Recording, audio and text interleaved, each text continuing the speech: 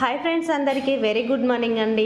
ఈరోజు సండే కదా, మీ ఇంట్లో వచ్చేసి ఏం స్పెషల్ కర్రీ చేసిరో కామెంట్ చేయండి. నేనైతే రొయ్యల టమాటా కర్రీ ఈరోజు స్పెషల్. అయితే చికెన్ మటన్ అయితే స్పెషల్ ఏముంది చెప్పండి. ఇలాగ స్పెషల్గా రొయ్యల కూర వండుకుంటేనే స్పెషల్ అన్నమాట.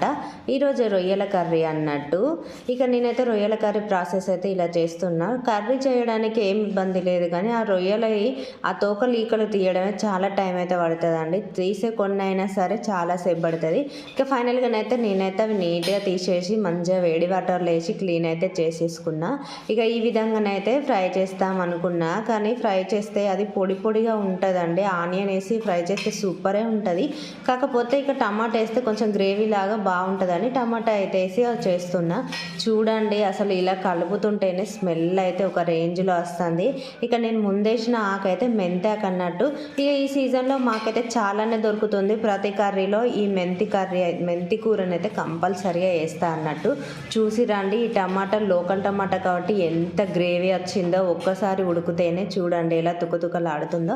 ఇక ఫైనల్గానైతే మనము ఇంకా ఉప్పు ఇంకా కారం తగినంత వేసుకుంటే మన కర్రీ అయితే రెడీ అయిపోయినట్లే ఫైనల్గా అన్నట్టు. ఈ ఫినిషింగ్ టచ్లో కొంచెం కొత్తిమీర లేకపోతే ఎలా చెప్పండి, కర్రీకి అసలు అందమే ఉండదు. కొత్తిమీర ఎత్తేనే ఎంత అందంగా కనబడుతుందో కదా. మన వీడియోకి అయితే ఒక లైక్ అయితే ఇవ్వండి ఫ్రెండ్స్.